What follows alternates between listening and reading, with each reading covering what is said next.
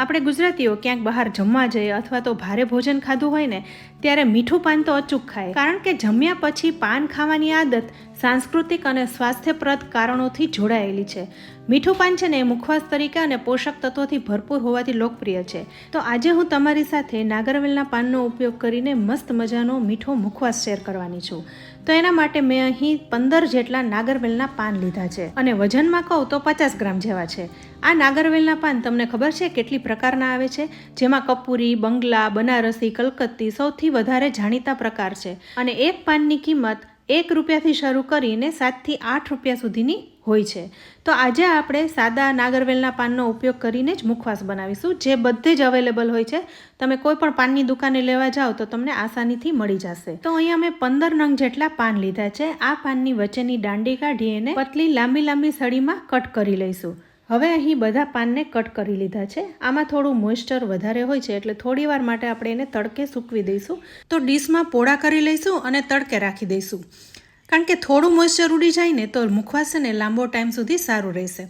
હવે આપણે અડધો કપ જેવી વરિયાળી લીધી છે અને અડધો કપ ધાણાદાળ લીધી છે. અહીંયા તમને જે વસ્તુ ભાવે એ વધતી ઓછી કરી શકાય છે. હવે વરિયાળી અને ધાણાદાળને વારાફરતી શેકી લઈશું, એટલે અંદર થોડો ઘણો ભેજ હોય ને તો એ દૂર થઈ જાય અને ક્રિસ્પી થઈ જાય, જેથી મુખવાસ છે ને લાંબો ટાઈમ સુધી સારો રહે. તો મીડિયમ ટુ લો ફ્લેમ ઉપર વરિયાળીને શેકી લઈશું.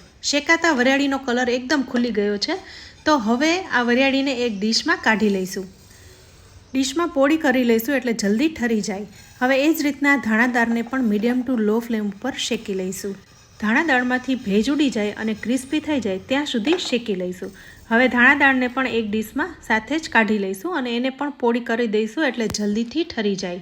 હવે ધાણાદાળ અને વરિયાળી સાથે બીજી વસ્તુ પણ લેવાની છે. તો અહીં 1/4 કપથી થોડી વધારે એવી સલી સોપારી લીધી છે. આને લચ્છા સોપારી પણ કહેવાય છે, જે એકદમ સુગંધિત હોય છે. સાથે મેં કલરફુલ આવી સુગર કોટેડ વરિયાળી લીધી છે, એક કલરફુલ લીધી છે અને એક વ્હાઇટ લીધી છે. તો આ બંનેનો ઉપયોગ કરીશું. આ બધી જ વસ્તુ તમને કોઈ પણ હોલસેલ પાનવાળાની દુકાને મળી જશે. હવે સાથે અડધો કપ તૂટી ફ્રૂટી લીધી છે. આમાં બધા કલરની તૂટી ફ્રૂટી છે, લીલો, લાલ અને પીળા કલરની, જેથી મુખવાસ છે ને એકદમ સરસ લાગશે. અને અડધો કપ જેવો ગુલકંદ લીધું છે, જે ગુલાબની પાંદડી અને ખાંડથી બનેલું હોય છે. હવે સાથે લેવાનો છે ગુલાબપત્તી પાવડર. આ પાવડર તમે મુખવાસમાં ઉમેરશો ને એટલે મુખવાસ એકદમ ટેસ્ટી બની જશે અને આમાં ખાસ ફ્લેવર હોય છે. પણ અહીં તમારે કેટલો લેવાનો છે એ હું વિડીયોમાં આગળ જણાવીશ. સાથે મેં 8 થી 10 દેશી સુગંધિત ગુલાબની પાંદડીને તડકે સૂકવી રાખી હતી. તો આ પણ મુખવાસમાં ઉમેરીશું, જેથી મુખવાસમાં એકદમ નેચરલ ગુલાબની ફ્લેવર આવે. હવે અહીં નાગરવેલના પાનમાંથી પણ થોડું ઘણું મોઇસ્ચર ઉડી ગયું છે અને થોડા કોરા થઈ ગયા છે. અડધી કલાક જ તડકે રાખવાના છે, વધારે વાર નથી રાખવાના. તો હવે મુખવાસ બનાવી લઈએ. બધી જ વસ્તુ તૈયાર થઈ ગઈ છે. તો મેં અહીં એક બાઉલ લઈ લીધો છે. એમાં નાગરવેલના પાનને ઉમેરી દઈશું.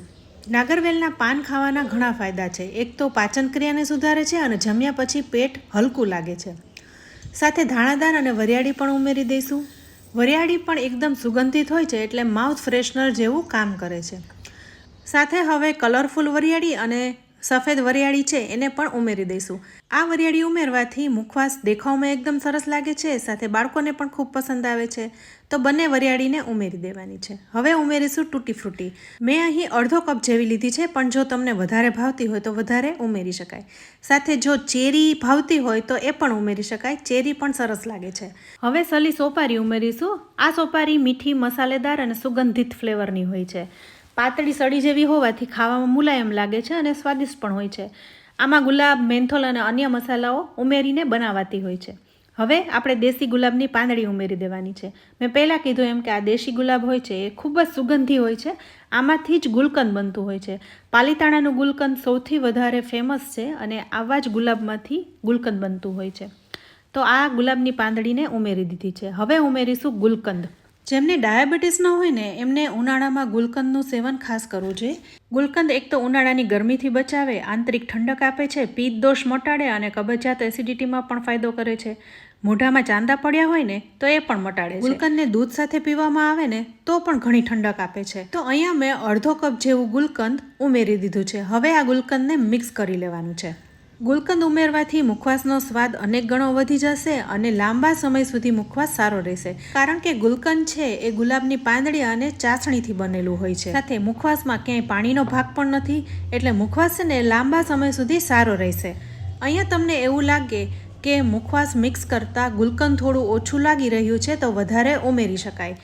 મુખવાસ છે ને એકદમ લચકા જેવો થવો જોઈએ, તો ખાવાની મજા આવશે. હવે અહીં બધું જ મિક્સ થઈ ગયું છે, તો છેલ્લે ગુલાબપત્તી પાવડર ઉમેરવાનો છે. આ ગુલાબપત્તી પાવડરમાં ગુલાબની ફ્લેવર અને મેન્થોલ હોય છે, એટલે મુખવાસને એકદમ સુગંધિત બનાવશે. હા, જો ગુલાબપત્તી પાવડર તમને ના મળે તો તમે મેન્થોલને ઉમેરી શકો છો. આ ગુલાબપત્તી પાવડર ઉમેરશો ને એટલે કાથો અને ચૂનો ઉમેરવાની પણ જરૂર નહીં પડે. તો અહીંયા મેં 3 ટીસ્પૂન જેવો ગુલાબપત્તી પાવડર ઉમેરી દીધો છે, એટલે એકદમ સરસ ફ્લેવર આવી જશે.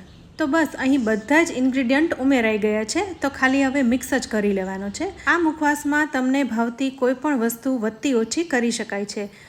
આ મુખવાસ એટલો સ્વાદિષ્ટ થાય છે ને કે ઘરમાં નાના મોટા બધાને ભાવશે, અને એકવાર બનાવી લીધા પછી તમે વારે વારે બનાવશો.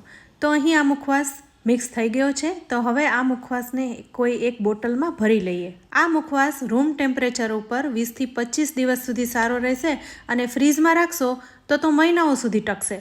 અત્યારે ઉનાળો ચાલી રહ્યો છે, એટલે ફ્રીઝમાં રાખેલો આ ઠંડો ઠંડો મુખવાસ ખાશો ને તો પણ મજા આવી જશે. તો ફ્રેન્ડ્સ, તમને આજના આ મીઠા પાનના મુખવાસની રેસીપી કેવી લાગી? તમે પણ આ રીતના બનાવજો અને તમારો ફીડબેક અમને કમેન્ટ બોક્સમાં જરૂરથી આપજો. રેસીપી સારી લાગે તો વિડીયોને લાઇક અને શેર કરજો. અમારી ચેનલને સબસ્ક્રાઈબ કરી લેજો. અમારા ફેસબુક પેજ, ઇન્સ્ટાગ્રામ પેજને લાઇક કરી ફોલો કરી લેજો. તો ફરી મળીશું આવી એક ઉપયોગી રેસીપી સાથે. ત્યાં સુધી આવજો.